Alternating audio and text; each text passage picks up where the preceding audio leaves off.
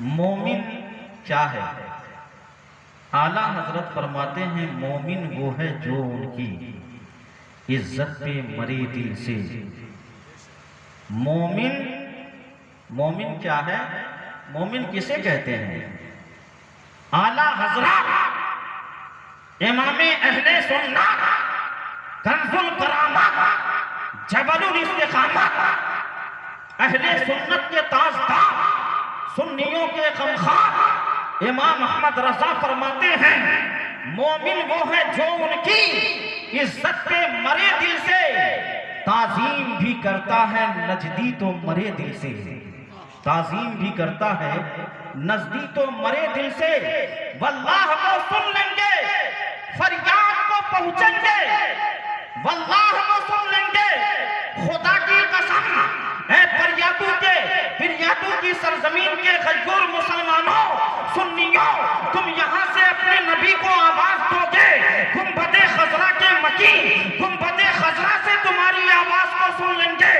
میرے نبی کی قوت سماعت اتنی بلند ہے، اتنی عرفہ و اعلیٰ ہے، اعلیٰ حضرت فرماتے ہیں دور و نزدیک کے سننے والے وہ کان گانے لانے کرامت پہ لاکھوں سلام۔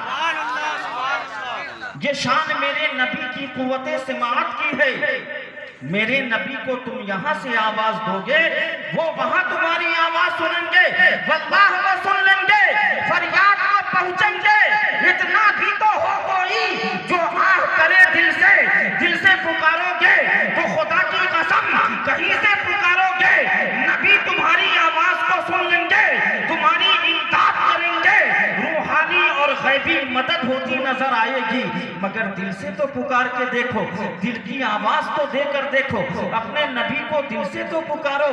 میرے نبی دل کی آواز کو سن لیتے ہیں، اہل محبت کے درود کو میرے نبی گنبد خضرا میں آرام فرماتے ہوئے سماعت کرتے ہیں، اور دنیا میں جہاں کہیں سے کوئی میرے نبی پر درود پڑھتا ہے وہ درود فرشتے لے جا کر بارگاہ نبوت میں پیش کرتے ہیں۔ تو اے غیور مسلمانوں، اعلیٰ حضرات ہم سنیوں کے غمخوار اہل سنت کے تاجدار آیت رب العالمین معجزہ سید المرسلین حجت اللہ فی الارضین آقائے نعمت جبل الاستقامت کنز الکرامت رفیع الدرجات امام احمد رضا محدث بریلوی، جنہوں نے اپنا سینہ اپنے دل کا آبگینہ عشق رسول میں ایسا سجا لیا تھا، امام اہل سنت فرماتے ہیں کہ خدا کی قسم اگر میرے دل کے کوئی دو ٹکڑے کر ڈالے تو خدا کی قسم بحمد اللہ ایک پر لا الہ الا اللہ دوسرے پر محمد الرسول اللہ لکھا ہوا ملے گا، کہہ دو سبحان اللہ۔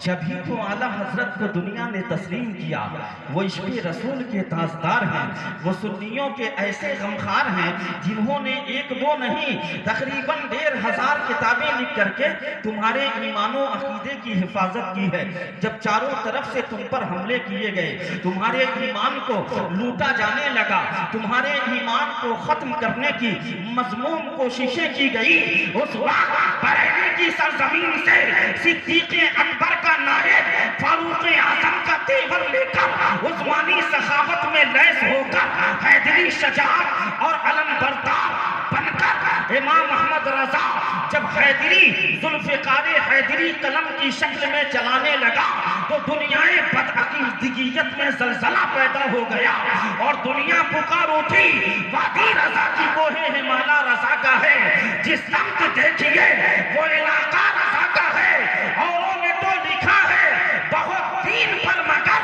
جو کچھ ہے اس صدی میں وہ تنہا رضا کا ہے۔ سبحان اللہ، زندہ باد، زندہ باد۔ آپ کا ضمیر بالکل مر چکا ہے کیا؟ میں کوشش کر رہا ہوں موڈ اپنا بنانے کی اور آپ کوشش کر رہے ہیں موڈ بگاڑنے کی۔ ارے کم سے کم سبحان اللہ تو کہو، کیسے سنی ہو جو اعلیٰ حضرت کا نام سن کے نہیں مچلتے ہو؟ اعلیٰ حضرت نے کیا اپنی زندگی میں اپنے لیے کچھ کیا؟ ارے ہم آپ کے لیے ہی تو کیا، یا اپنے خاندان والوں کے لیے کیا؟ نہیں، اعلیٰ حضرت نے نہ اپنے لیے نہ اپنے خاندان والوں کے لیے کیا، صبح قیامت تک آنے والے تمام عاشقان رسول کے لیے کیا۔ جبھی تو اعلیٰ حضرت فرماتے ہیں میرا دین و مذہب جو میری کتب سے ظاہر ہے اس پر قائم رہنا ہر فرض سے اہم فرض ہے۔ تو پتا چلا کہ اعلیٰ حضرت کا وہ دین و مذہب جو صدیق اکبر کا دین و مذہب ہے، امام احمد رضا کا وہ دین و مذہب جو فاروق اعظم کا دین و مذہب ہے، امام احمد رضا کا وہ دین و مذہب جو عثمان ذو النورین کا دین و مذہب ہے، جو حضرت مولائے کائنات کا دین و مذہب ہے، جو کربلا کے شہید اعظم کا دین و مذہب ہے، جو بغداد کے غوث اعظم کا دین و مذہب ہے، جو اجمیر کے خواجہ اعظم کا دین و مذہب ہے، وہ دین و مذہب امام احمد رضا، امام اعظم ابو حنیفہ کے ایک پیکر بن کر ہندوستان کی سرزمین پر مذہب حنفیت کے نشر و اشاعت کے لیے تشریف لائے تھے۔ کہہ دو سبحان اللہ۔ اور اعلیٰ حضرت نے حنفیت کو تو ایسا فروغ بخشا ہے کہ اعلیٰ حضرت کے انتقال کی خبر صدر الافاضل فخر الاماثل سیدنا نعیم الدین مراد آبادی علیہ رحمت و رضوان فرماتے ہیں کہ جب مراد آباد میں اعلیٰ حضرت کے وصال کی خبر رکشے پہ بیٹھ کر چاروں جانب اعلان نشر کیا گیا اور بتایا گیا کہ آج بریلی کی سرزمین پر افق اہل سنت کا آفتاب غروب ہو گیا، تو اس وقت مدرسۃ الحدیث اور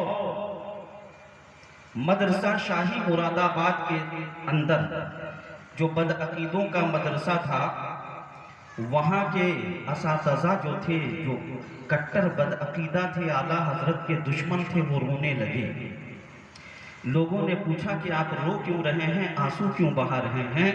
کہا اس لیے کہ اب تک ہم فخر کرتے تھے کہ ہم مسلمانوں کے اندر بھی ایک ایسا شخص موجود ہے جس کے اندر اللہ تعالیٰ نے دنیا کے تمام علوم و فنون ڈال دیے ہیں۔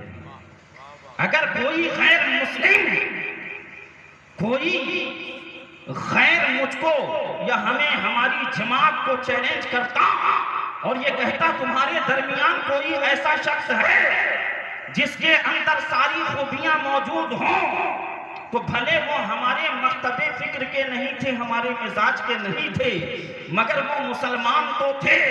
فخر کے ساتھ ہم مسلمانوں کا سر اونچا رہتا کہ ہمارے درمیان امام احمد رضا ہے۔ افسوس کہ آج ان کے انتقال کے ساتھ ساتھ یہ ہمارا فخر بھی ہمیشہ کے لیے دفن ہو گیا۔ تو اعلیٰ حضرت ایسے جن کی شہادت، جن کی تعریف، جن کی توصیف غیر بھی کیا کرتے تھے۔ الفضل ما شہدت بہ الاعداء، تعریف تو حقیقت میں وہی ہے جو دشمن کر دے، دشمن کر دے۔ تو میرے دوستوں، اعلیٰ حضرت نے عشق رسول کا جو کام کیا وہ تو صبح قیامت تک کے لیے مشعل راہ ہدایت ہے۔ اب دیکھو آج کا موجودہ فتنہ جو آج کے دور میں اس قدر سر چڑھ کے بول رہا ہے کہ آج خاتمہ کیا کس نے، دنیا سے آتنکواد دہشت گرد کا صفایا کس نے کیا؟ تو قرآن ایسی کتاب ہے جس نے دنیا سے آتنکواد کو مٹا دیا، قرآن ایسی کتاب ہے جس نے دنیا سے دہشت گرد کو ختم کر دیا، اور جس رسول پر وہ قرآن نازل ہوا، جس نبی کے سینہ علم نشرح لک صدرک پہ قرآن کا نزول ہوا، وہ رسول ساری دنیا کے لیے رحمت بنا کر بھیجے گئے، ساری کائنات کے لیے رحمت للعالمین بن کر تشریف لائے۔ میرے نبی نے دنیا کو جینے کا طریقہ سکھایا، طرز تکلم سکھایا، طرز حیات سکھایا۔ یہ میرے نبی کی دین ہے کہ آج دنیا کا کوئی بھی مذہب کا ماننے والا ہو، میرے نبی کی تعریف کیا کرتا ہے کہ مصطفیٰ جان رحمت انسان کامل بن کے تشریف لائے، رہنمائے کامل بن کے تشریف لائے۔ ان کی زندگی کی ایک ایک ادا معجزہ ہے، ان کی زندگی کی ایک ایک ادا میں انسانی زندگی کے لیے فلاح کا راستہ معجزن ہے۔ مصطفیٰ نے جو کچھ کہا، جو اپنی زبان سے ادا کیا، وہ وحی الہی ہے۔ وہ زبان ایسی زبان ہے، ایسی زبان ہے کہ زبان مصطفیٰ کی ہے، کلام خدا کا ہے۔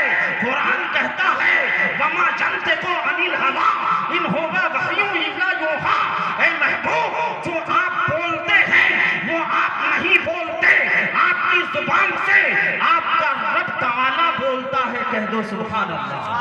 اپنی خواہش سے مصطفیٰ کچھ نہیں بولتے، ارے زبان مصطفیٰ سے اللہ کلام کر رہا ہے۔ دیکھو ہجرت کی رات میرے نبی نے کافروں کی طرف کنکری اٹھا کر کے پھینکا، اور وہ کنکری جو حضور نے پھینکا قرآن کہتا ہوا نظر آتا ہے وَمَا يَنطِقُ عَنِ الْهَوَىٰ، قرآن کہتا ہوا نظر آتا ہے وَمَا رَمَيْتَ إِذْ رَمَيْتَ وَلَٰكِنَّ اللَّهَ رَمَىٰ۔ اے محبوب، جو کنکری آپ نے پھینکی کافروں کی طرف، وہ آپ نے نہیں بلکہ آپ کے رب نے پھینکی۔ کہہ دو سبحان اللہ۔ ہاتھ مصطفیٰ کا اور پھینک رہا ہے خدا۔ پتا چلا میرے مصطفیٰ کوئی کام اپنی خواہش نفسانی سے نہیں کرتے، اللہ تعالیٰ کے حکم سے کیا کرتے ہیں۔ اللہ تبارک و تعالیٰ جو چاہتا ہے وہی مصطفیٰ کرتے ہیں۔ اعلیٰ حضرت فرماتے ہیں خدا کی رضا چاہتے ہیں دو عالم، خدا چاہتا ہے رضائے محمد، مکہ عرش ان کا، فلک فرش ان کا، ملک خادمان سرائے محمد صلی اللہ تعالیٰ علیہ وسلم رضا دل سے اب وزد کرتے گزریے کہ ہے رب سلم صدائے محمد، کہ ہے رب سلم صدائے محمد۔ اب جو اسلام اور قرآن کے اوپر آتنکواد کا الزام لگاتا ہے، دہشت گرد کا الزام لگاتا ہے، ان ظالموں کو میں بتا دینا چاہتا ہوں، ان عقل کے اندھوں کو میں سمجھا دینا چاہتا ہوں، ابے وہ ظالموں، جب اسلام کا ابتدائی دور تھا مکے کی سرزمین پر، بولو مسلمانوں کے ساتھ کتنے مظالم کیے گئے، ان کے ساتھ ظلم و بربریت کے طوفان توڑ دیے گئے، ایسے ظلم و بربریت پیش کیے گئے کہ تاریخ کانپتی ہوئی نظر آتی ہے، تاریخ خون بہاتی ہوئی نظر آتی ہے۔ شعب ابی طالب میں کون بھوکا پیاسا رہ کر درختوں کی پتیاں کھا کر کے زندگی گزارا، بولو حضرت عمار اور ان کے حضرت عمار بن یاسر کو کس طرح کی اذیتیں دی گئی، حضرت سمیہ کو کس طریقے سے پریشان کیا گیا، ان کی شہادت کی گئی، ان کو شہید کر دیا گیا۔ اسلام کی سب سے پہلی شہید خاتون حضرت سمیہ ہیں، حضرت عمار بن یاسر کی ماں۔ تو بولو کس طریقے سے مسلمانوں پہ ظلم کیا گیا، حضرت بلال حبشی کو گرم چٹانوں پہ لٹایا گیا، ان کے اوپر طرح طرح کے ظلموں پر بربریت کے نشان ڈالے گئے، ان کے اوپر گرم پتھر ڈالا گیا، انہیں جو ہے طرح طرح کی مصیبتوں میں ڈالا گیا، مگر حضرت بلال حبشی مصطفیٰ کے عشق میں اتنے مست و بے خود ہو چکے تھے کہ بلال نے کہا کہ یہ جان مانگو تو جان دیں گے، یہ مال مانگو تو مال دیں گے، مگر یہ ہم سے کبھی نہ ہوگا، نبی کا جاہو جلال دیں گے۔ سبحان اللہ، سبحان اللہ۔ یہ صحابہ کا ایمان تھا۔ ظلم کس کے ساتھ کیا گیا؟ آج تم یہ الزام لگاتے ہو کہ اسلام دہشت گرد کا درس دیتا ہے، قرآن دہشت گرد کی تعلیم دیتا ہے۔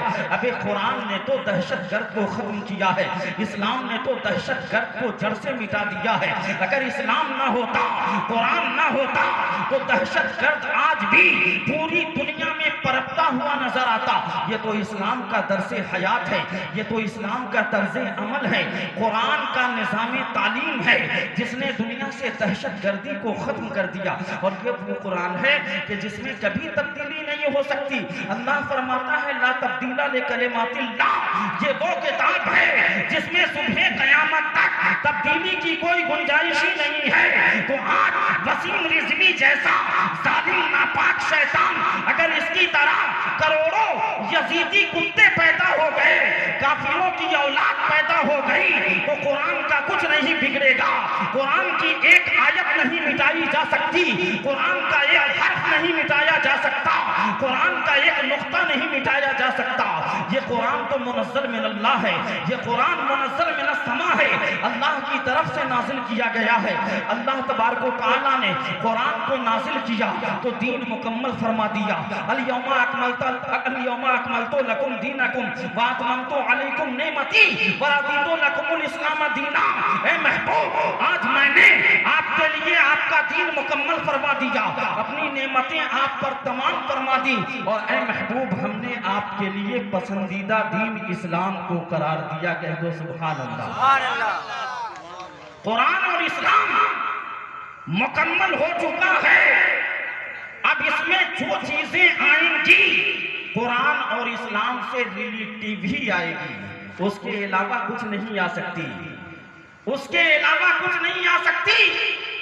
دیکھو 14ویں صدی میں حضور مفتی اعظم عالم اسلام سرکار مفتی اعظم ہند علی رحمت الرضوان، جو شہزادے اعلیٰ حضرت ہیں، تاجدار اہل سنت ہیں، حضور مفتی اعظم کے زمانے میں ایمرجنسی کا دور تھا اور قرآن کے اوپر آنچ آئی۔ اندرا گاندھی کی حکومت تھی اور اس نے نسبندی کو جائز کرنے کے لیے تمام مکتب فکر کے لوگوں کو خرید لیا، سارے سرخرید مولوی خرید لیے گئے، نسبندی کی حمایت میں فتویٰ دیا۔ مفتی اعظم تنے تنہا وہ مرد مجاہد تھے جنہوں نے یہ فرمایا کہ نسبندی حرام ہے، عشق حرام ہے۔ اس پر مفتی اعظم ہند علی رحمت الرضوان کے مزاج کو بدلنے کے لیے اندرا نے فخر الدین علی احمد، جو اس وقت کا راشٹرپتی تھا، اس کو بریلی بھیجا، جاؤ بریلی کسی ترکیب سے اس مولوی کو خرید لو، اس مفتی کو جتنی دولت چاہیے، جس قدر جاگیروں کی ضرورت ہو ہم جاگیریں دینے کو تیار ہیں، جتنی دولت چاہیے ہم دولت دینے کو تیار ہیں، مگر ان سے اس فتوے کے خلاف دستخط لے لو، اس سے رجوع کروا لو، اس فتوے کو ریجیکٹ کروا لو، تو جتنی دولت انہیں چاہیے دے دو۔ مگر جب وہ فخر الدین علی احمد بریلی آیا، 4 دن تک کے حضور مفتی اعظم سے ملنے کے لیے وہ بہت پریشان رہا۔ سرکار مفتی اعظم عالم اسلام نے ملنے تک کا پرمیشن نہیں دیا، اور جب اس نے کسی سے خبر بھیجوایا، جا کر کے کہہ دو اور بتا دو کہ حکومت ہند انہیں مالا مال کرنا چاہتی ہے، جتنی دولت چاہیے ہم دینے کو تیار ہیں، جتنی جاگیریں چاہیے ہم دینے کو تیار ہیں، شرط یہ ہے کہ انہوں نے جو فتویٰ دیا ہے اس فتوے سے رجوع کر لیں، اس فتوے کو ریجیکٹ کر دیں اور یہ کہہ دیں کہ یہ فتویٰ غلط ہے۔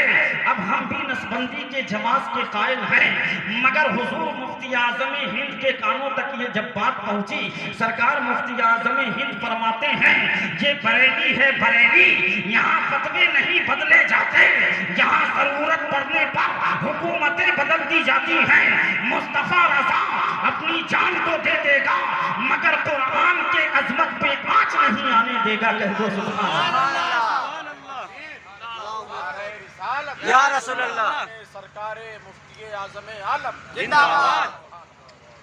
وہ حضور مفتی اعظم جن کے بارے میں مرشد برحق حضور تاج الشریعہ علیہ رحمت الرضوان فرماتے ہیں، متقی بن کر دکھائے اس زمانے میں کوئی، متقی بن کر دکھائے اس زمانے میں کوئی، ایک میرے مفتی اعظم کا تقویٰ چھوڑ کر۔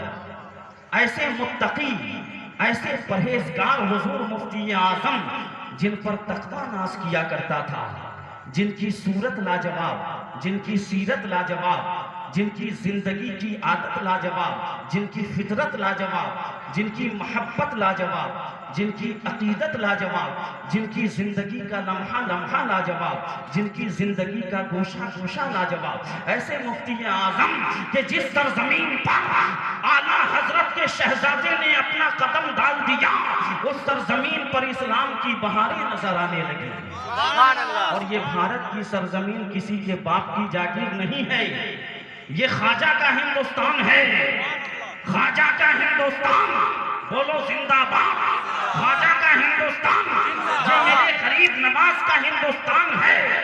یاد کرو مسلمانوں، جب خواجہ کو ہٹانے کے لیے بھگانے کے لیے پرتھوی راج چوہان کے چند گرگے پہنچے اور کہا کہ اے بابا یہاں سے اٹھو، یہاں سے جاؤ، ہمارے بادشاہ نے تمہیں یہاں سے بھگانے کا حکم دیا ہے، تو مسکراتے ہوئے غریب نواز نے فرمایا تھا کہ ابے او راجا کے کتے، تمہارے راجا نے مجھے یہاں سے بھگانے کے لیے تمہیں بھیجا ہے اور مدینے کے راجا نے مجھے پورے بھارت کا مہاراجا بنا کے بھیجا ہے۔ کہہ دو سبحان اللہ۔ سبحان اللہ۔ پورے بھارت کی سلطنت کی بادشاہت کی کنجی مدینے والے نے میرے ہاتھ میں دے دیا ہے۔ دنیا کی نظروں نے دیکھا وہ ایک مرد مجاہد فقیر اللہ جس نے ٹوٹی ہوئی چٹائی پہ بیٹھ کر اجمیر شریف میں پورے کفر کی ناک میں دم کر کے رکھ دیا۔ بڑے بڑے جادوگر غریب نواز کے مقابلے میں آئے، کیا حال ہوا؟ بڑی بڑی جادوئی مادی طاقتیں غریب نواز سے مقابلہ کرنے کے لیے نبرد آزما ہوئی، ان کا کیا حال ہوا؟ میرے غریب نواز کے سامنے اخیر میں جے پال جوگی کو لایا کہ یہ ہمارا خاندانی جادوگر ہے، یہ ضرور ہماری حفاظت کرے گا۔ کہا جا کسی طریقے سے اس فقیر کو یہاں سے بھگا دے۔ کہا یہ تو میرے بائیں ہاتھ کا کھیل ہے، یہ تو میں اپنے بائیں ہاتھ سے کر ڈالوں گا، اس فقیر کی حیثیت کیا ہے جو میرے سامنے ٹکے؟ لہٰذا وہ ہوا میں اڑنے لگا۔ غریب نواز نے پوچھا کہ اوپر کیا کر رہا ہے؟ نیچے آ۔ کہا نہیں بابا میں نیچے نہیں آؤں گا۔ کہا کیوں؟ کہا اس لیے کہ آپ نے جب اتنے بڑے ساگر کو ایک چھوٹے سے مشکیزے میں بھر لیا اور پورے ساگر کو سما لیا تو مجھے کہیں ایسا نہ ہو کہ زمین پہ اگر آؤں تو چھوٹی سی شیشی میں بند کر دو، اس لیے زمین پہ نہیں آؤں گا، مقابلہ آسمان پہ ہوگا۔ تو غریب نواز نے فرمایا کہ ٹھیک ہے، تیرے کفر کے نشہ کو اتارنے کے لیے معین الدین کا کھڑاون ہی کافی ہے۔ اور ساری دنیا نے دیکھا کہ غریب نواز کے کھڑاون نے کیا حال کیا جے پال جادوگر کا۔ جب دونوں کھڑاون اس کے سر پہ پڑنے لگے، تڑا مارتے پیٹتے لانے لگے نیچے، تو پرتھوی راج چوہان کے گرگے جادوگر جوگی جے پال نے کہا کہ اب تک تو غلط جگہ پہ گرتا رہا، آج بالکل صحیح جگہ پہ گروں گا۔ اس نے کہا اے خواجہ جب تیرے طلبوں کے کمال کا یہ عالم ہے تو اے میرے خواجہ تیرے جلووں کے کمال کا عالم کیا ہوگا؟ جب تیری طاقت کا اندازہ دنیا کی کوئی طاقت نہیں لگا سکتی تو مدینے والے مصطفیٰ کی طاقت کا اندازہ کون لگا سکتا ہے؟ اے خواجہ جب تیری عظمت کو کوئی سمجھ نہیں سکتا تو تیرے دادا حسین اعظم کی عظمت کو کوئی کیا سمجھ سکتا ہے؟ فوراً ہی قدموں پہ گرا اور اسلام قبول کر کے مسلمان ہو گیا۔ بولو ہوا کہ نہیں ہوا؟ آج قرآن پہ حملہ۔ قرآن کیا ہے؟ ارے قرآن کیا ہے؟ یہ ہماری جان سے بھی زیادہ قیمتی اثاثہ ہے، ہماری جان سے بھی زیادہ قیمتی اثاثہ ہے۔ اللہ تعالیٰ کی وہ مقدس کتاب جس میں دنیا کی تمام تر اور خشک چیزوں کا ذکر ہے۔ اللہ فرماتا ہے وَلَا رَطْبٍ وَلَا يَابِسٍ إِلَّا فِي كِتَابٍ مُبِينٍ، دنیا میں کوئی تر اور خشک چیز ایسی نہیں ہے جس کا ذکر قرآن مجید میں موجود نہ ہو۔ اللہ تبارک و تعالیٰ ارشاد فرماتا ہے ذَلِكَ الْكِتَابُ لَا رَيْبَ فِيهِ، یہ ایسی کتاب ہے جس میں شک و شبہ کی گنجائش نہیں۔ یہ خبیث کہتے ہیں کہ آیات جہاد جو ہے یہ سمپردائک دنگا بھڑکانے کے لیے ہیں، اسی کے ذریعے آتنکواد بڑھائے جاتے ہیں۔ ابے آیات جہاد کے پس منظر اور پیش منظر پہ تو غور کر۔ آیات جہاد کس لیے نازل ہوئی؟ اس کے شان نزول کو جاننا ضروری ہے، اس کی تفسیر کو پڑھنا ضروری ہے، اس کے شان نزول کو جاننا ضروری ہے کہ آیات جہاد کا پس منظر کیا ہے۔ میرے دوستو یہ اس وقت نازل ہوئی جب مسلمانوں پہ بہت زیادہ ظلم و بربریت کی جا رہی تھی، بہت زیادہ تکلیفیں دی جا رہی تھی۔ ایسے عالم میں جب مسلمان کہا کرتے تھے کہ یا رسول اللہ ہم بھی کفار سے ڈٹ کے مقابلہ کریں، حضور صبر کی تلقین کیا کرتے تھے اور فرماتے تھے کہ صبر کرو، ابھی ہمیں جہاد کا حکم نہیں دیا گیا ہے۔ جب آیت جہاد نازل ہوئی تو اس وقت کے لیے ان کفار و مشرکین کے لیے کہا گیا کہ جہاں تم ان انہیں پاؤ وہاں انہیں قتل کرو. اب اس کو آج کے دور میں لا کر کے کسی دوسرے مقام پر چسپاں کرنا اور اس کے ذریعے جو ہے ملک کی سالمیت کو بگاڑنا، یہ انسانیت نہیں ہے، یہ آدمیت نہیں ہے، انسانیت کا تقاضا نہیں ہے. ارے مذہب اسلام تو وہ ہے، قرآن کہتا ہے لا اکراہ فی الدین، دین کے معاملے میں کوئی زور زبردستی نہیں ہے. ہمارا مذہب تلوار کے زور پہ نہیں پھیلا بلکہ رسول اللہ کی محبت سے پوری دنیا میں پھیلا ہے. کہہ دو سبحان اللہ. سبحان اللہ. بولو قرآن کہاں نازل ہوا؟ مکے اور مدینے میں نازل ہوا نا، مکہ اور مدینہ میں نازل ہوا. اب یہ بتائیے کہ قرآن کو لانے کے لیے آپ کی پیریاتوں کی سرزمین سے کوئی گیا تھا مکہ مدینہ، یا ہندوستان سے گیا تھا، یا جرمنوں جاپان یا پاکستان یا انگلستان کہیں سے کوئی گیا تھا قرآن لانے؟ ارے یہ تو قرآن کا فیضان ہے کہ ساری کائنات کی کتابوں کو اگر سمندر میں غرق کر دو، صرف تنے تنہا قرآن ہی ایک ایسی کتاب ہے جو پھر سے وجود میں آ جائے گی. اس لیے کہ اللہ تبارک و تعالیٰ فرماتا ہے اِنَّا نَحْنُ نَزَّلْنَا الذِّكْرَ وَإِنَّا لَهُ لَحَافِظُونَ، یقیناً ہم ہی اس قرآن کو نازل کیا ہے، ہم نے ہی اس قرآن کو نازل کیا ہے اور ہم خود ہی اس کے نگہبان ہیں. تو میرے دوستو، قرآن کی حفاظت کا ذمہ تو خود اللہ تبارک و تعالیٰ نے لیا ہے. اب بتاؤ کسی کی ماں نے دودھ پلایا ہے، کسی کے باپ میں اتنی طاقت ہے جو قرآن کے احکام کو بدل سکے، قرآن کی آیت کو مٹا سکے؟ نہیں مٹایا جا سکتا. قرآن اپنی جگہ اٹل ہے اور صبح قیامت تک اٹل رہے گا. وسیم رضوی جیسے ہزاروں ابلیس کی اولاد دنیا میں آتی رہے گی مگر قرآن اپنی حیات اصلی پہ باقی رہے گا اور صبح قیامت تک دنیا کے لیے ہدایت کا پیغام دیتا رہے گا. کہہ دو سبحان اللہ. یہ وہ کتاب مقدس ہے. قرآن کی عظمت کو کوئی کیسے سمجھ سکتا ہے؟ یہی وہ قرآن ہے جس کی عظمت کو بچانے کے لیے کربلا کی سرزمین پر مصطفیٰ کے نونہالوں نے اپنی جان کی قربانی دے دی. میرے حسین نے عظمت قرآن، حرمت کعبہ، تحفظ ناموس رسالت اور دین کے اثر و رسوخ کو بچانے کے لیے اپنے تمام نونہالوں کو اسلام پہ قربان کر دیا مگر قرآن پہ آنچ نہیں آنے دیا. اور ایسے عالم میں بھی، جنگ کے میدان میں بھی حسین اعظم قرآن کی تلاوت کرتے ہوئے نظر آئے. ارے جنگ کی بات تو دور ہے، سر حسین اپنے جسم سے جدا ہونے کے بعد ظالموں کے نیزے پہ بلند ہو کر بھی قرآن پڑھ کے دنیا کو یہ بتا دیا، اے ظالموں، اے وسیم رضوی جیسے شیطانوں، کان کھول کر کے سن لو، جب حسین کا کٹا ہوا سر نیزے پہ قرآن پڑھ سکتا ہے تو یہ بھارت کی سرزمین پہ جو 40 کروڑ مسلمان ہیں یہ تو زندہ ہیں، زندہ دل ہیں، یہ اپنی جان دے دیں گے مگر قرآن کی عظمت پہ آج تک نہیں آنے دیں گے. سبحان اللہ. بولو ہے کہ نہیں؟ یہ ہمارا ایمان ہے کہ نہیں؟ ارے ہمارے جان سے زیادہ قیمتی اثاثہ قرآن ہے کہ نہیں؟ بولو ہے کہ نہیں؟ اب ایسے یزیدی کتے اگر آتے رہے اور نام کیا رکھا ہے معاذ اللہ وسیم رضوی، دیکھیے مسلم نام رکھ کر یہ کافر کی اولاد، RSS کا کتا، پالتو جانور، یہ خنزیر سے بھی زیادہ بدتر ناپاک جانور قرآن پہ حملہ کر رہا ہے.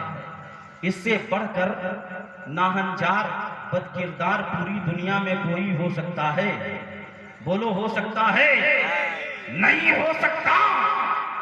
اور میں حکومت ہند کو یہ پیغام دیتا ہوں، سید ابرار القادری یہ پیغام دیتا ہے ایسے ظالموں کو جو آپسی بھائی چارگی کو ختم کرے اور ہندوستان کی سالمیت کو خطرہ پہنچائے، ایسے ظالم کو فوراً پھانسی پہ لٹکا دینا چاہیے، فوراً پھانسی پہ لٹکا دینا چاہیے. اس کا وجود ناپاکی زمین کے لیے بوجھ ہے، اس کو موت کی سزا ملنی چاہیے، اس لیے کہ وہ ایک دو کا نہیں کروڑوں دلوں کا گستاخ ہے۔ دیکھو غازی ممتاز قادری جس کے سامنے سلمان تاثیر نے رسول اللہ صلی اللہ علیہ وسلم کی شان میں گستاخی کی، وہ ایک مومن تھا جس کے دل میں ایک جوش پیدا ہوا، ولولہ پیدا ہوا کہ میرے نبی کی شان میں یہ گستاخی کرے اور میں زندہ رہوں، لعنت ہے ایسی زندگی پر۔ اٹھایا بندوق، 27 گولیاں اس کے سینے پہ مار دی، 27 گولیاں مار کر اسے جہنم میں پہنچا دیا، اور پھر غازی ممتاز قادری کو شہادت کا جام نصیب ہوا۔ کہہ دو سبحان اللہ۔ غازی ممتاز قادری رحمت اللہ علیہ سیدھے جنت میں پہنچے۔ کہہ دو سبحان اللہ۔ اس لیے کہ ناموس رسالت پہ اپنی جان قربان کرنے والا، خدا کی قسم اس کی زندگی رائے گاں نہیں جاتی، اس کی جان بیکار نہیں جاتی، جان دی ہوئی اسی کی تھی۔ حق تو یہ ہے کہ حق ادا نہ ہوا، حق تو یہ ہے کہ حق ادا نہ ہوا۔ اور مسلمانوں نہ گھبراؤ، خدا کی شان باقی ہے، ابھی اسلام زندہ ہے، ابھی قرآن باقی ہے۔ یہ ظالم کیا سمجھتے ہیں جو اپنے دل میں ہنستے ہیں، ابھی تو کربلا کا آخری میدان باقی ہے۔ سبحان اللہ۔ ہے قول محمد قول خدا، فرمان نہ بدلا جائے گا، بدلے گا زمانہ لاکھ مگر قرآن نہ بدلا جائے گا۔ اور اسلام وہ پودا ہے، کاٹو تو ہرا ہوگا، تم جتنا تراشو گے اتنا ہی یہ ابھرے گا، تم جتنا تراشو گے اتنا ہی یہ ابھرے گا۔ اسلام کو مٹانے کے لیے بڑے بڑے فتنے دنیا میں پیدا ہوئے، تاتاری فتنہ پیدا ہوا، ہلاکو خان اسلام کو مٹانے کے لیے چلا تھا، اس کا وجود مٹ گیا، اس کے وجود سے آنے والی نسلوں نے کلمہ پڑھ کے اسلام کا کام کیا۔ بولو کیا کہ نہیں کیا؟ اللہ تبارک و تعالی دین کا کام جس سے چاہتا ہے لیتا ہے۔ امریکہ کے ایک بہت بڑے سائنسداں فلاسفر نے اس بات کی پشٹی کی کہ میں قرآن کے اگینسٹ میں اس کے خلاف اس کی تحقیق کر رہا تھا، ریسرچ کر رہا تھا کہ قرآن جو ہے دہشت گردی کی تعلیم دیتا ہے، اور ریسرچ کرتے کرتے میں خود مسلمان ہو گیا۔ کہہ دو سبحان اللہ۔ میں خود مسلمان ہو گیا۔ ایسی لاجواب نعمت، ایسی شاندار کتاب، اور اب تو دنیا فرعون کی لاش کو ریسرچ کر کے قرآن کی عظمت کا لوہا مان رہی ہے۔ ابھی جو ہے ایک ملک میں پتھروں کی بارش ہوئی ہے، اور اس کا ذکر قرآن میں صرف موجود ہے، دنیا میں اور کسی کتاب میں موجود نہیں ہے۔ سائنسدانوں نے اس سے بھی اس کی پشٹی کی ہے کہ یہی وہ کتاب آسمانی ہے جو اللہ کی کتاب ہے۔ اس میں پہلے سے ہی یہاں اس سرزمین پہ پتھر کی بارش کا ذکر موجود ہے۔ بات سمجھ میں آ رہی ہے؟ تو قرآن قیامت تک کے لیے مشعل راہ ہدایت ہے، اور اس کا ایک ایک نقطہ مومنوں کے لیے زندگی کا پیغام ہے۔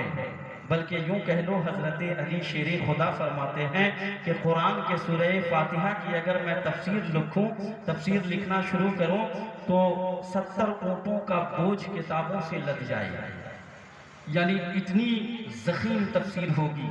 اور حضرت سلمان فارسی صحابی رسول رضی اللہ تعالی عنہ فرماتے ہیں کہ جب میرے اونٹ کی نکیل گم ہو جاتی ہے تو میں اسے قرآن میں جا کے ڈھونڈ لیتا ہوں، قرآن میں جا کے تلاش کر لیتا ہوں۔ تو قرآن میں ہر چیز کا بیان ہے، تبیانا لکل شیء، ہر چیز کا ظاہر بیان ہے، مگر علم جس کا جتنا ہے وہ وہیں تک سمجھے گا، اور جس کو ناک پوچھنے کی تمیز نہیں ہے وہ قرآن کے آیات جہاد کو کیا سمجھ سکے گا۔ آیات جہاد کے اوپر جتنے اعتراض ہیں وہ غلط ہیں، باطل ہیں، اور وہ صرف اپنے کفار دوستوں کو خوش کرنے کے لیے یہ کام کیا ہے۔ پیسوں پہ بک کر کے ایسے بکاؤ کا کوئی ہمارے یہاں جو ہے مقام نہیں ہے، اس کی کوئی عزت نہیں ہے۔ ہم ایسوں کو جوتوں کی ٹھوکروں پہ رکھتے ہیں جو اسلام کا نہیں، اللہ و رسول کا نہیں، قرآن کا نہیں، وہ ہمارا بھی نہیں ہو سکتا، نہ دنیا میں کسی کا ہو سکتا ہے۔ وہ جو اللہ کا غدار ہے، رسول کا غدار ہے، وہ کسی کا نہیں ہو سکتا۔ وہ اپنے آپ کو شیعہ کرنے والا ظالم مولائے کائنات شیر خدا کا بھی نہیں ہو سکتا، وہ تو ظالم و جابر ہے۔ اور ایسا ظالم جو ابھی صرف عذاب الہی کی گرفت میں آنے والا ہے، اور اللہ تعالیٰ کا عذاب ضرور اسے اچک لے گا، اس لیے کہ دنیا سے بڑے بڑے فتنوں کا خاتمہ ہوا، بڑے بڑے ظالموں کا خاتمہ ہوا۔ فرعون آیا، دنیا میں مٹا دیا گیا۔ نمرود آیا، وہ بھی ظلم و بربریت کا طوفان گرم کیا، مٹا دیا گیا۔ بڑے بڑے ظالم و جابر آتے رہے۔ قارون آیا، وہ بھی مٹا دیا گیا۔ اس طریقے سے جتنے ظالم و جابر آتے رہے، سب کا خاتمہ کیا گیا۔ تو یہ دو کوڑی کا کتا وسیم رضوی کیا ہے؟ اس کی تو کچھ حیثیت بھی نہیں ہے، تو مچھر اور کھٹمل سے بھی زیادہ حیثیت نہیں رکھتا۔ اس کو تو کوئی پاؤں سے بھی مسل سکتا ہے۔ ایسے ظالموں کی کوئی حیثیت نہیں ہے۔ اور اے میرے دوستو، یہ عظمت والدین کانفرنس ہے، اور عظمت والدین کے حوالے سے دو تین باتیں بیان کر کے میں اپنی گفتگو کو ختم کر دوں گا۔ سننا چاہتے ہیں یا آپ لوگ تھک گئے؟ تھک گئے آپ لوگ؟ ختم کر دیں۔ عظمت والدین کے حوالے سے دو تین باتیں سنا دوں، اس لیے کہ عظمت والدین کانفرنس کا نام ہے۔ عظمت والدین کے حوالے سے بھی بیان کر دوں۔ دور حاضر میں جس فتنے نے سر اٹھایا ہے، اس کا ذکر بھی مناسب تھا۔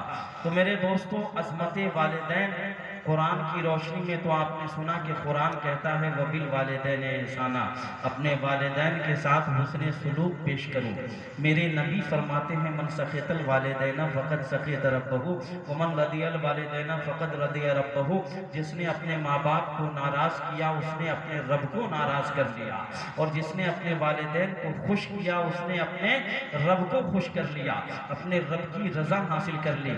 والدین کی بے شمار فضیلتیں ہیں۔ اللہ تبارک و تعالیٰ نے قرآن میں جگہ جگہ اپنی عبادت کا جہاں ذکر کیا ہے، وہاں والدین کی اطاعت کا بھی ذکر کیا ہے کئی مقامات پر۔ اور میرے دوستو، حدیث رسول میں ہے، ایک صحابی رسول حضور کی بارگاہ میں آئے، کہا یا رسول اللہ، ہمارے حسن سلوک کا سب سے زیادہ مستحق کون ہے؟ سب سے زیادہ مستحق ہمارے حسن سلوک کا کون ہے؟ اللہ کے رسول نے فرمایا اموں کا تیری ماں۔ کہا ثم من، پھر اس کے بعد کون ہے؟ حضور نے فرمایا اموں کا تیری ماں۔ کہا ثم من، پھر اس کے بعد کون؟ حضور نے فرمایا اموں کا تیری ماں۔ یعنی 3 مرتبہ حضور نے فرمایا کہ تمہارے حسن سلوک کا سب سے زیادہ مستحق تمہاری ماں ہے۔ پھر سرکار دو عالم صلی اللہ تعالیٰ علیہ وسلم سے صحابی رسول نے عرض کیا یا رسول اللہ ثم من، 4تھی مرتبہ، تب حضور نے فرمایا ابو کا تیرا باپ۔ یعنی اس حدیث سے پتہ چلا کہ ماں کا مقام باپ سے 3 درجہ اوپر ہے۔ مگر میرے دوستو، اس کا یہ مطلب نہیں ہے کہ باپ کا مقام چھوٹا ہے۔ باپ کا مقام بہت بڑا ہے۔ جہاں ماں کی عظمتوں کو اجاگر کرتے ہوئے میرے پیغمبر نے فرمایا الجنت تحت اقدام امہاتکم، جنت تمہاری ماؤں کے قدموں کے نیچے ہے، وہیں میرے نبی نے فرمایا کہ تمہارا باپ جنت کا دروازہ ہے۔ تو جنت کے دروازے کی بھی حفاظت کرو۔ جب دروازہ ہی نہیں کھلے گا تو جنت میں جاؤ گے کیسے؟ اور میرے دوستو، اس ضمن میں ایک واقعہ میں بیان کر دوں۔ دیکھیے، حضرت علقمہ صحابی رسول ہیں۔ بہت بڑا مقام ہوتا ہے صحابی کا۔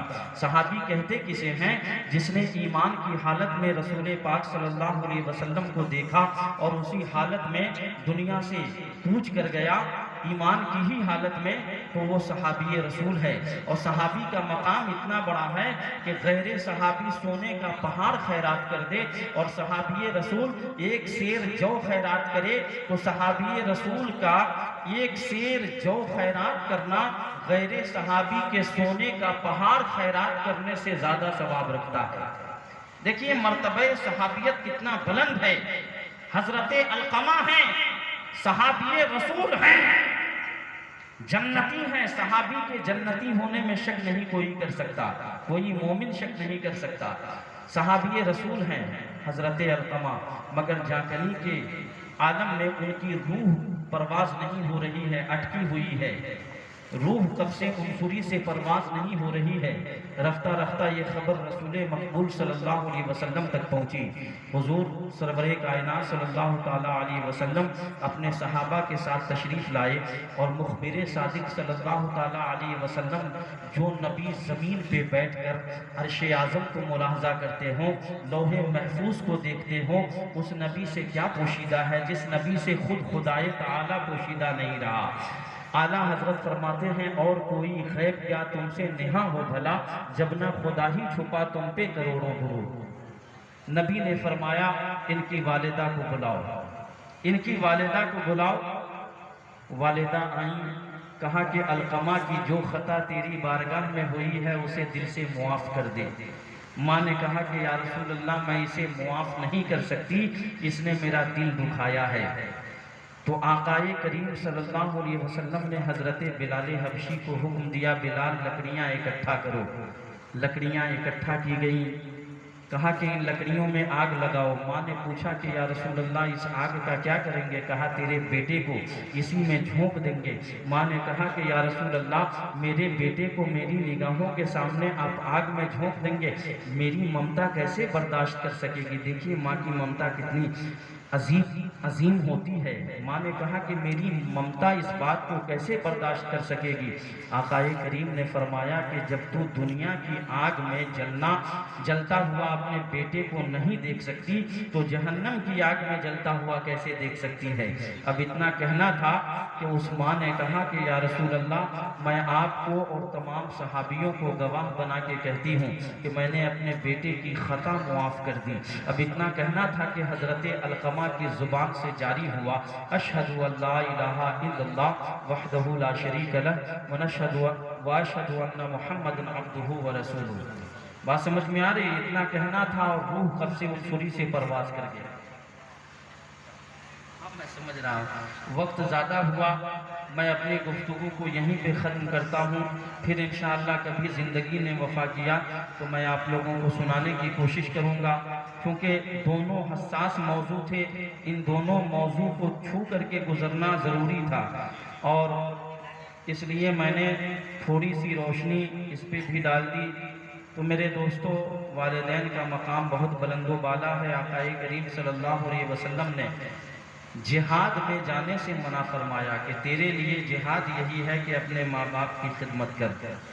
اب بتائیے جہاد فی سبیل اللہ کا کتنا بڑا مقام ہے، اور حضرت اویس قرنی عاشق رسول صلی اللہ علیہ وسلم جنہوں نے اتنا سنا کہ جنگ احد میں سرکار صلی اللہ علیہ وسلم کے دندان شہید ہو گئے ہیں تو انہوں نے اپنے دندان شہید کر ڈالے، حضور کی محبت میں اپنے دانت توڑ ڈالے۔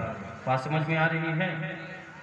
تو میرے دوستو حضرت اویس قرنی جب بھی حضور سے ملاقات کے لیے قرن سے سوچتے تھے مدینہ شریف کی طرف آنے کے لیے، ان کی ماں تڑپ اٹھتی تھی اور کہتی تھی کہ بیٹے مجھے چھوڑ کے مت جا۔ اپنی ماں کی خدمت گزاری میں حضرت اویس حضور کی بارگاہ میں نہ آ سکے، یہاں تک کہ حضور حیات ظاہری سے حیات باطنی میں چلے گئے، اس دنیا سے کوچ فرما گئے۔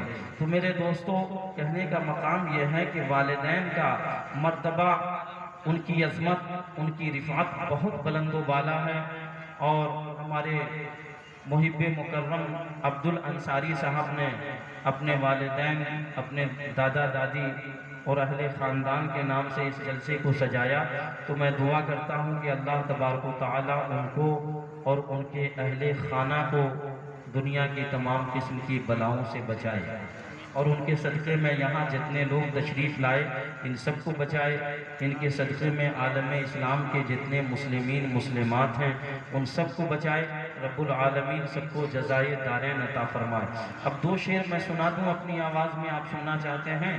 درود پاک پڑھ لیجئے، اللہم صلی علی سیدنا شفینا مولانا محمد بارک وسلم، صلی اللہ علیہ وسلم علیہ یا رسول اللہ صلی اللہ تعالیٰ علیہ وسلم۔ مظفر وارسی کے کلام کا دو تین شعر میں سناتا ہوں کہ کوئی منصوری کوئی بن کے غزالی آئے، کوئی منصوری کوئی بن کے غزالی آئے، کوئی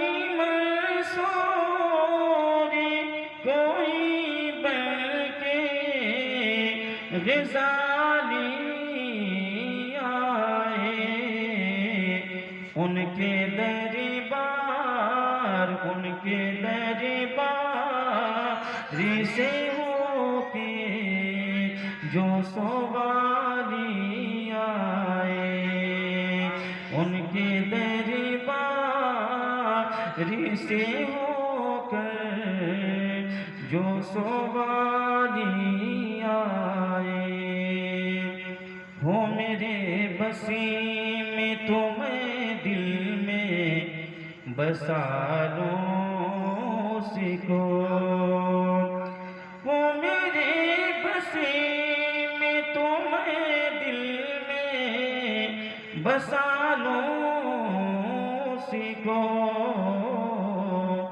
چوم کر جو میرے سرکار کی جالی آئے، چوم کر جو میرے سرکار کی جالی آئے، اور ان کی رحمت کو تو یہ باتیں گوارا ہی نہیں، ان کی رحمت کو تو یہ باتیں گوارا ہی نہیں،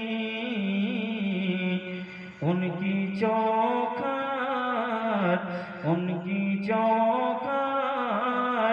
پہ کوئی جائے تو خالی آئے، ان کی چوکھٹ پہ کوئی جائے تو خالی آئے۔ اور آخری شعر ملاحظہ فرما لیں کہ ان کے الطاف و کرم بڑھ کے خریدیں گے اسے، ان کے الطاف و کرم بڑھ کے خریدیں گے اسے، آج بھی لے کے کوئی ذوق بلالی آئے، آج بھی لے کے کوئی ذوق بلالی آئے۔ اب اخیر میں پڑھ لیجئے استغفر اللہ ربی من کل ذنب واتوب الیہ، لا الہ الا اللہ محمد رسول اللہ صلی اللہ علیہ وسلم۔ مسلمانوں، آخری بات جو آپ کی زندگی کے لیے سب سے بہتر ہے کہ عمل کو اپنا ہتھیار بناؤ، نمازوں کی پابندی کرو اور احکام اسلام کی مکمل طور پر بجا آوری آپ پر جو فرض ہے اس کو آپ ادا کیجئے۔ آپ یقیناً 5 وقتہ نماز پڑھیں گے، اپنے چہرے پر داڑھی سجائیں گے، جھوٹ سے پرہیز کریں گے، برائیوں سے دور رہیں گے، تو انشاءاللہ العزیز غیبی مدد آپ تک پہنچیں گی۔ اور حلال روزی، رزق حلال، صدق مقال، رزق حلال یعنی حلال روزی کی تلاش کیجئے۔ جب حلال روزی آپ کھائیں گے تو آپ کا خون بھی حلال ہوگا، آپ کے بچے بھی نیک اور فرما بردار ہوں گے۔ حرام روزی سے پرہیز کیجئے، انشاءاللہ العزیز اگر آپ نے ایسا کیا تو آپ کی زندگی میں انقلاب آئے گا، آپ جو دعا کریں گے رب العالمین اسے قبول فرمائے گا۔ مگر پہلے اپنے عمل کو مضبوط کیجئے، ایسے مسلمانوں کی طرح مت بنیے جو کہنے کے لیے تو مسلمان ہیں مگر حقیقت میں اسلام کا اور روح اسلام سے ان کا کوئی تعلق نہیں ہے۔ بات سمجھ میں آ رہی ہے؟ رب العالمین ہم سب کو صراط مستقیم پہ چلنے کی توفیق عطا فرمائے اور مسلک اعلیٰ حضرت پر استقامت عطا فرمائے، آمین ثم آمین۔ پھول کی پتی سے کٹ جاتا ہے ہیرے کا جگر، مرد ناداں پر کلام نرم و نازک بے اثر، طوفان نوح لانے سے اے چشم کیا فائدہ، 2 اشک ہی بہت ہیں اگر کچھ اثر کرے، اور یہ قصہ لطیف ابھی ناتمام تھا، جو کچھ بیاں ہوا وہ آغاز باب تھا، پھر زندگی نے وفا کیا تو انشاءاللہ آپ کو سنانے کی کوشش کروں گا۔